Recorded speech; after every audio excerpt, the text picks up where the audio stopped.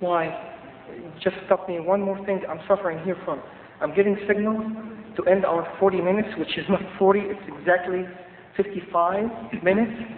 And my personal problem that I have not discussed the homosexuality issue, ending with your own life, and saying your opinion free. Because we spoke about the freedom of speech in our both religions, but you know, and I know, if it's not practiced.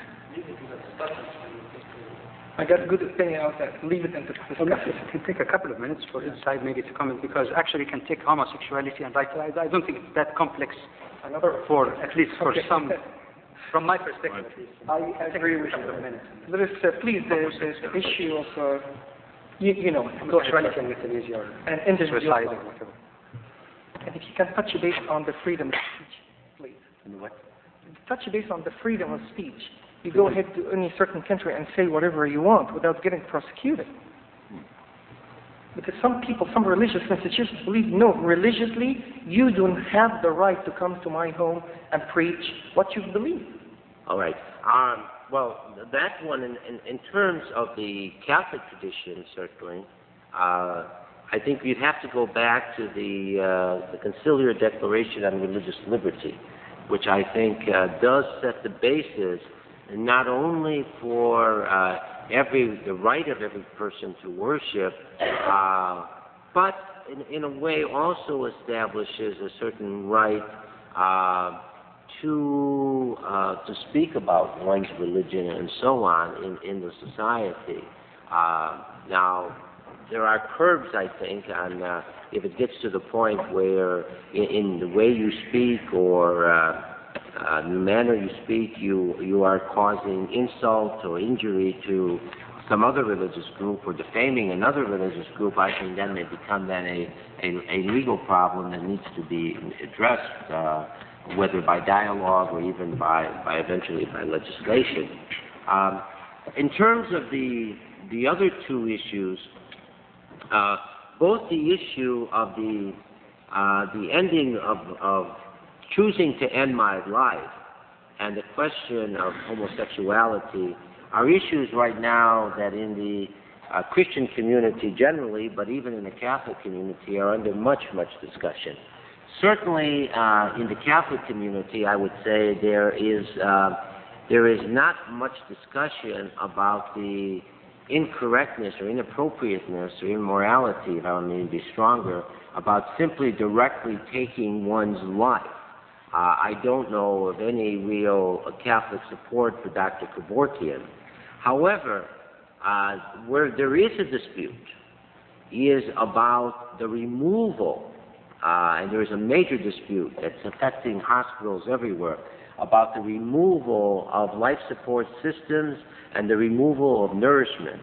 And all sorts of bishops and church leaders have been, and some more conservative Catholics really do see what, for example, has been permitted in Illinois by the bishops, including and sanctioned by Cardinal Bernardin, as an example that gets very close to what Kevorkian is doing. I mean, they regard it as the taking of life. In other words, that the denial of nourishment at a certain point is actually, in effect, to take someone's life, and they repudiate that. So there is an intensive dispute in that question. Now, on the question of homosexuality, as a rights issue, of course, it's had a really checkered career at the official level. There have been a number of statements. Some of them have been highly criticized by people in the gay community, and I would say, from my perspective, rightly so, because they have seemingly moved to the point of almost giving sanction to those who would want to deny basic human rights to gay people, and to even some of these documents could even open up the doors for physical attacks on gay people. However, the most recent statement on the issue, surprisingly, actually comes in the New Catholic Catechism, where there is actually now stated a rather strong defense of the basic human rights of gay people. While there is not support for the idea of homosexuality as a lifestyle, there is support for the fundamental human rights of gay persons. And certainly in those states where these referenda have come up, like in Oregon and Colorado, I think just about universally or uniformly, Catholic leaders have been in opposition to these referenda to deny gay people basic rights. So they opposed the initiative in Oregon, which was defeated. They prevented even certain Catholic groups who wanted to support it from using churches and so on, specifically prevented this from going into churches. And the same was in Colorado. They took a rather strong stand, even though the referendum there won. So what can I say? I mean, I think if you ask me theologically or ethically, at the official level, there isn't much discussion. Among officiants and among people in the churches, I think there's a lot of discussion. I mean, I could say the same thing on abortion. I could say the same thing. I could say the same thing certainly on birth control. If you take the official level, that's one thing. If you take what's really being said among individual officiants and the people, that's another matter. Okay. Do they have the right to exist among us?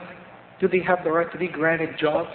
Do they have the right to be promoted to be presidents and congressmen if they are performing right in their job? You're asking my personal opinion, or you're asking the Catholic Church? I mean, I would say right now, if you take, let's say, in the most recent catechism, based on that defense of the fundamental human rights of gay people, I would say that all of these things you have said, yes, gay people clearly have a right to do. So it's not a social crime as it used to be. I think that you're correct in this. It's not a social crime, right? Dr. Schiller, would you like to share? Well, I'd like to speak very briefly to the three issues. The first one of free speech. I think maybe there's a theoretical right to say anything, anywhere, at any time, regardless of consequences, but the actual situation, I think, suggests that we have to be much more careful in what we say. We have to observe the context. There are some societies that have never had an experience of religious or cultural pluralism, for whom the kinds of things that a Westerner, a Christian might say, would be anathema. So we have to respect the culture and the mores and especially the educational development of the people and say what is appropriate, but at the same time work for the enlargement of the area of freedom of speech and tolerance for pluralism. That's what I would say on that one. On the issue of homosexuality, I agree that this is very controversial, and to some extent the jury is still out. I think the ecumenical Christian groups for which I might be speaking believe that homosexual persons have basic human rights. They have a guarantee for the right to exist, the right to eat, the right to medical care, the right to work, and the right to shelter and other things. But the Christian community is very deeply divided. I belong to a Christian community that says that gay people should be welcomed and made the objects of ministry and community, but they may not serve as priests or ministers or in other official capacities. So they're limited in the things that they can do, but they should be welcomed as any other person and exposed to the message of God's grace.